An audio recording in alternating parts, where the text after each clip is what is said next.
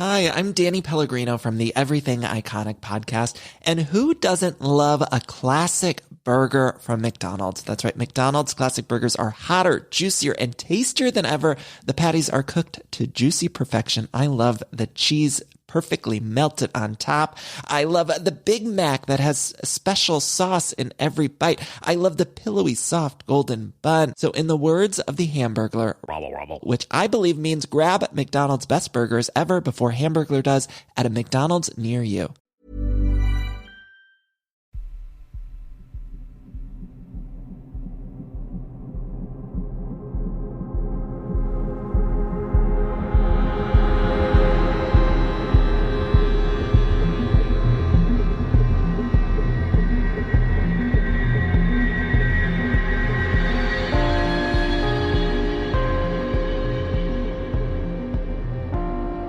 Hello and welcome to mini episode 316 of Real Life Ghost Stories, and I have 3 spooky stories for you today, and the last story comes from October the 21st, 2023, and story number 1 comes from Edward. I work in downtown LA, close to a place called Skid Row, surrounded by all the big buildings and hotels. One night I was working very late at night and I was the only one in the office. Our office building was on the 2nd story, which had a balcony, and a lot of homeless people and drug addicts flood the area, so seeing them around was nothing new. I was getting ready to shut down my computer and head home for the night. It was a dark, rainy December evening, a few days away from Christmas in 2020. As I was getting ready to turn off the lights, I saw what appeared to be a woman in an all-red hooded sweater walk by my office window. She did not look in, she just had her head down and walked by. We were the second to last office on the tier, so unless she had the gate code to get to the other side, I knew she wasn't going to go far. As I lost sight of her, I waited a few seconds to see if she would come back the other way, realising she had nowhere else to go, and head back the way she came and leave the premises. But she didn't return. I realised I forgot to print one document on my computer, so I went back to my computer. I didn't turn the lights back on because I was just going to do a quick print. I noticed the girl in the red hoodie returned, head down, walking. But this time she stopped in front of my office door. My blinds were half open, so I figured she had seen the glow of the computer and knew I was in there. She turned to my office door, still with her head down, and raised her right hand as if she was getting ready to knock on the door. Me being in the Christmas spirit, which I normally would never do, I walked over to the door thinking maybe she needed help or a few dollars. As I got to the door, I unlocked it and opened it, and no one was there. My stomach dropped. I looked up and down the tier and no one was there. This had me shook. There was no way she could have disappeared that quickly. I quickly shut the door and locked it as I was going back to my computer to finish my print. All of a sudden, the computer shut down on its own. The lights in the office flickered on and off 3 times and stayed off. I quickly grabbed my stuff and got the hell out of there. All night I was tossing and turning in bed, wondering what the hell happened. Was I hallucinating? Was someone playing a trick on me? I knew we had security cameras, so the first thing I did the next morning was log in to check the cameras. There was no footage of anything. Not even me opening the door. It seems the camera went out and stopped recording about 10 minutes prior to when all this happened, and didn't begin recording again until later on in the night. For months I was going back and forth with myself, thinking if my mind just made all this up. But why would the camera stop recording? It just didn't make sense. So at the end of it, I just came to the conclusion that I'm probably just going crazy and my mind made all this up, so get over it and move on. A few months had passed. It was mid-March and I began hearing about this new documentary that people were going crazy about. It was called The Vanishing in the Cecil Hotel. I was interested to see it because this place was walking distance from where I work. When I saw it, my heart stopped. I saw the young girl in the elevator in a red hooded sweater. And that was the girl outside my office that night. I am certain of it. My mind started racing and it came to my mind the reason I didn't see her after the first time she walked by is right before the gate to get to the other side there was an elevator. She must have been in there. I believe that's what attracted her. The story of Elisa Lam is that she passed away in 2013. She drowned mysteriously in the water tank of the Cecil Hotel. The last footage of her was inside an elevator, and she seemed to be communicating with something. Until this documentary came out, I have never seen or heard anything about this. I know it's hard to believe, but I know that that was the spirit of Elisa that I saw that night. Edward, this story gave me the heebie-jeebies. If I'm working in the office on my own late at night, I mean, I wouldn't be because I'd be too scared. I'd be way too scared. And I think it takes great bravery to work in the office on your own at nighttime, because I feel like offices are those kind of spaces where during the day it's like bustling, full of life, not scary at all. And then at nighttime, when there's nobody there and it's suddenly very scary, I wouldn't enjoy it, I don't think. I'm pretty sure LA as a city has like the second largest homeless population in the US. So I could totally understand how you're working close to Skid Row and you see this girl that you don't know with a hoodie up late at night coming into the office. I think all of our first assumption would be that it was a homeless person who had come in for whatever reason, looking for shelter, looking for food, looking for a few dollars, whatever it was. But the fact that you didn't just see her once blows my mind. The fact that she walked away and then came back and looked as if she was going to go knock on the door, and then you open the door and there's nobody there. That's wild. And it was clearly something that you wrestled with in your brain for a while afterwards, went and checked the CCTV footage, the whole lot. It's clearly something that deeply impacted you and you couldn't find an explanation for, right? And I'm sort of stating the obvious there because you explain that in your story. But I think it's important to point out that you went to try and find a logical explanation.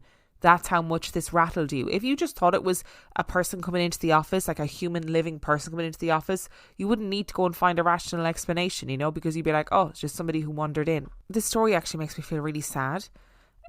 The Elisa Lam case was one of those cases that when I was sort of in my late teens, early 20s, it was like a big news story, and the footage of the elevator was, you know, big news, and people were speculating that she was possessed or she was communicating with spirits, etc., etc. When actually I think she was, you know, fundamentally she was a mentally unwell girl who I believe, in my opinion, had some sort of episode. And I don't understand how she ended up in the water tank, but that's where she ended up, and it's incredibly sad because she was young and travelling and vibrant and full of life and all of those things, and it just makes me really sad. And this has made me even sadder to think that she's, you know, her soul is, I don't know, wandering around. I think I just need to tell myself that this is like an echo through time, a residual energy rather than her spirit or soul or whatever you want to call it. And you know what, Edward, I think maybe there's an importance here in recognition and seeing something, acknowledging it, recognizing that it's there, and then later recognizing, oh my God, I think this was the spirit of Elisa Lam that I saw.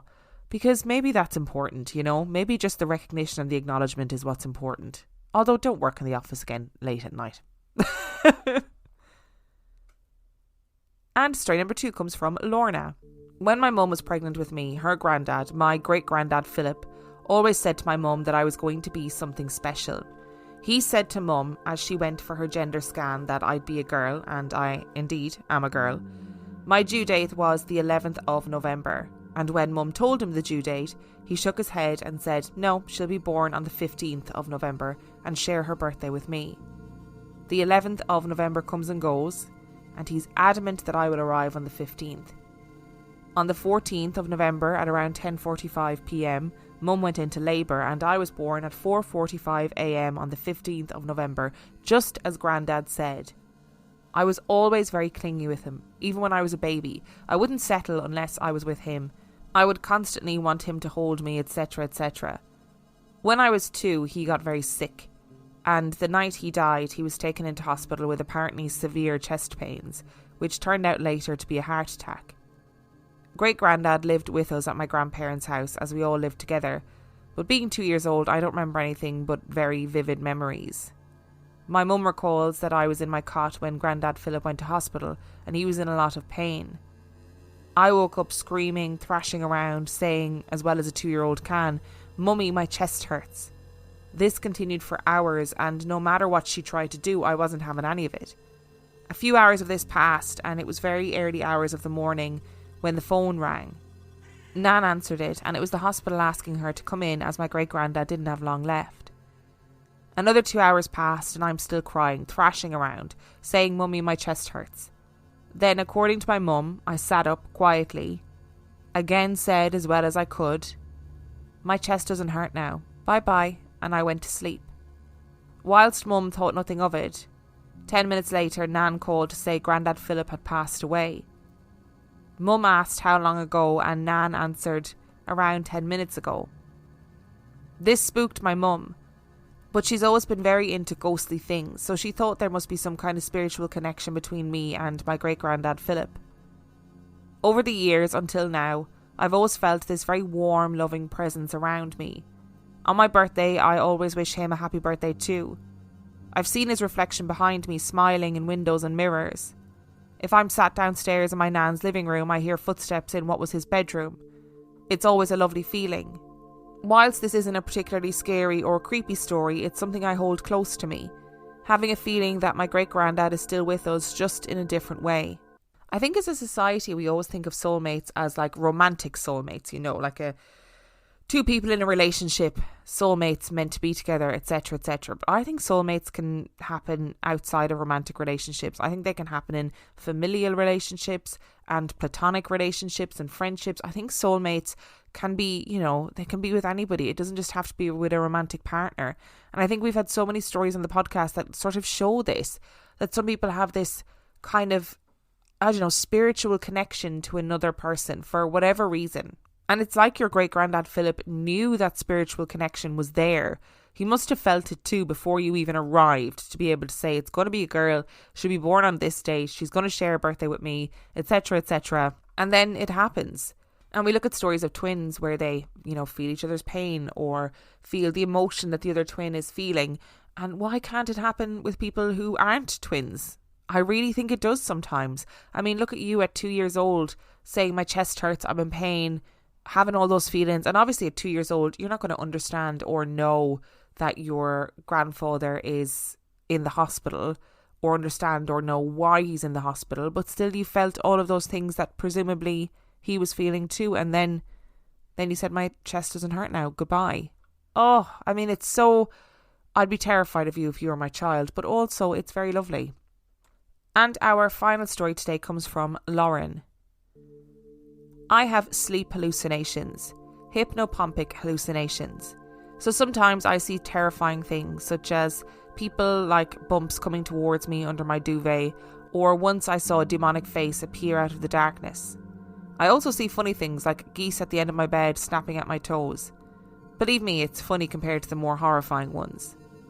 However, I feel like sleep and dreams have a significance to me, and I sometimes wonder if my hallucinations may be more. My earliest memory of a hallucination was seeing a merman floating in my bedroom doorway as a small infant. I called my mum and told her about the merman.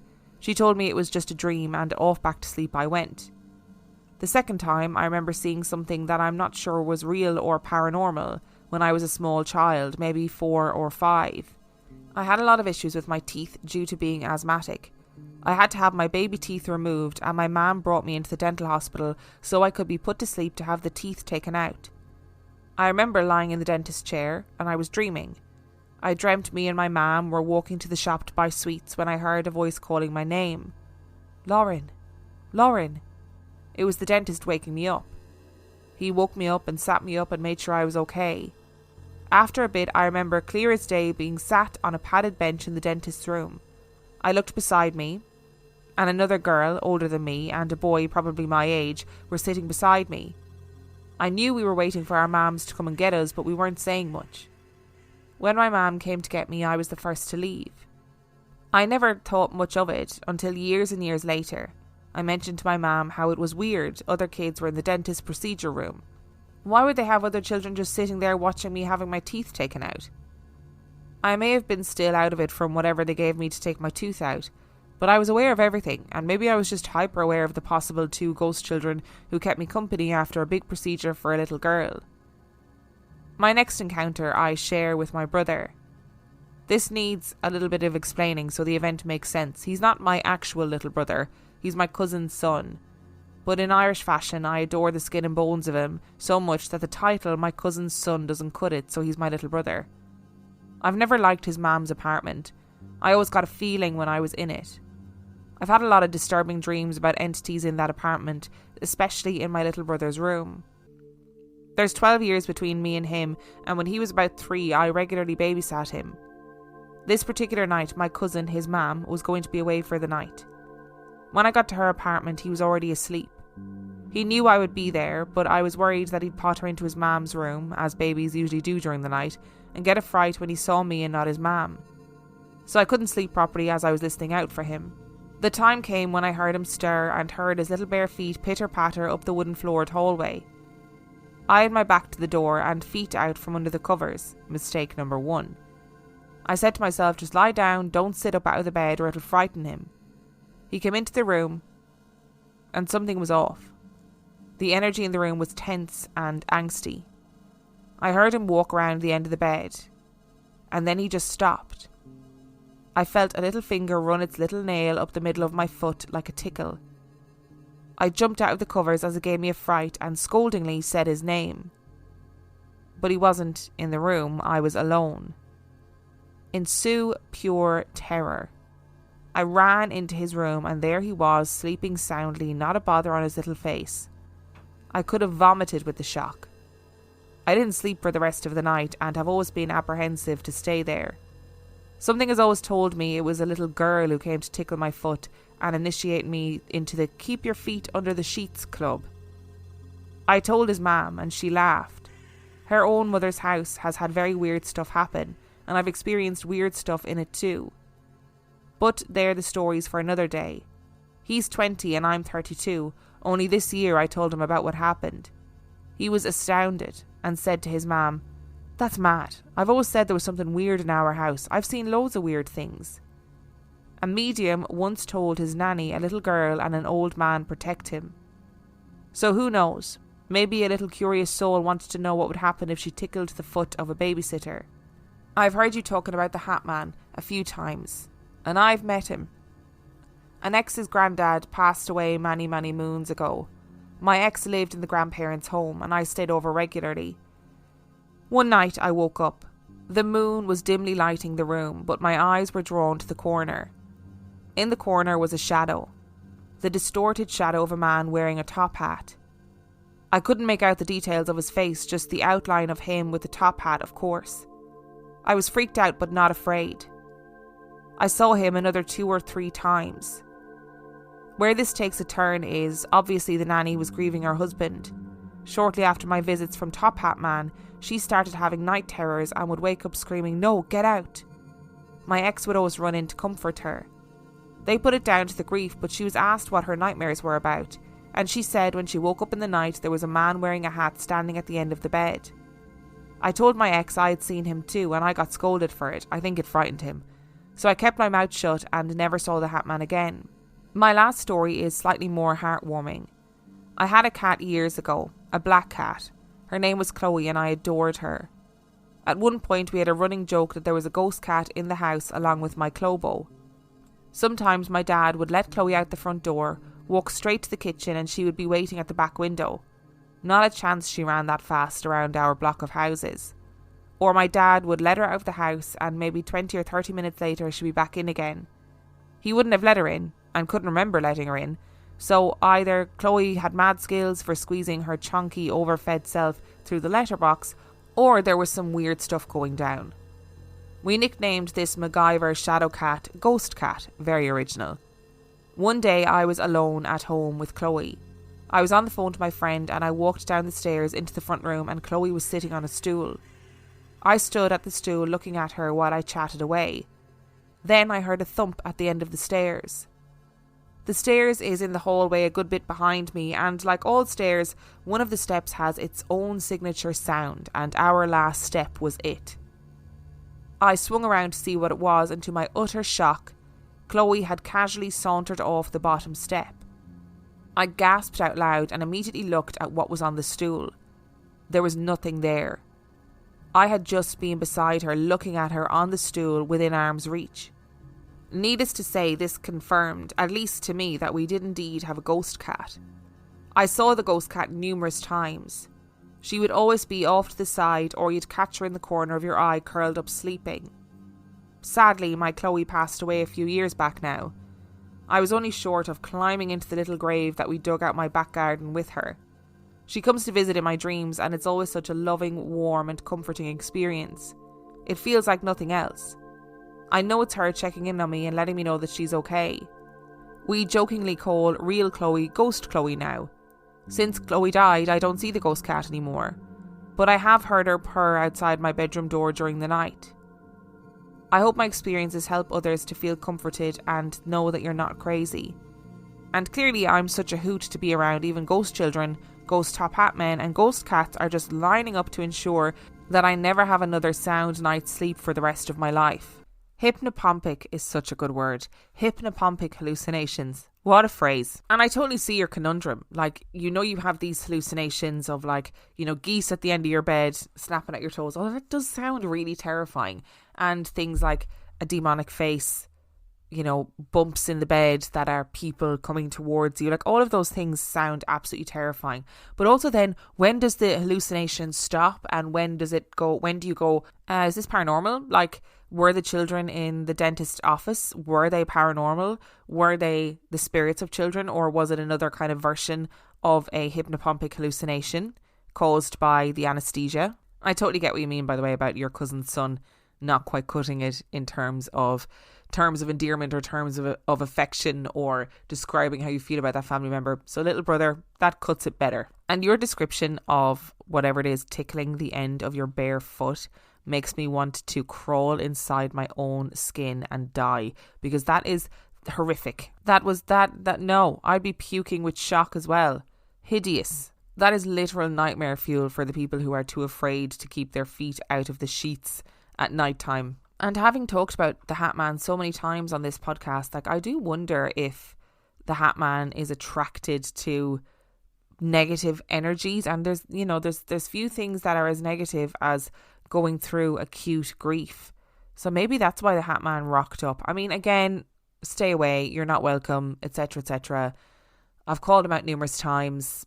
He is not forthcoming with information as to the why of his behaviour, but, you know, we'll keep calling him out and see if we get anywhere. And your cat sounds amazing. And I wondered, when I was reading your story, I wondered if real Chloe, being alive and well, was keeping something ghostly company, and that's why it was knocking around in your house. I love a pet story when they come back in your dreams to say, hey, I'm okay, I'm still looking out for you. Thank you so much for listening to today's episode. Thank you to Edward, Lorna and Lauren for sending in your stories. Remember, the last story came from October the 21st, 2023. And if you would like to send in your story, you can do so by emailing it to reallifeghoststoriespodcast@gmail.com. You can also check out the website reallifeghoststoriespodcast.com. And if you are desperate for some extra content, you can subscribe to the Patreon. That is patreon.com/reallifeghoststories, where for $5 a month or $2 a month, you get access to heaps of extra content, as well as every single main and mini episode completely ad-free. And on that note, I shall see you next time.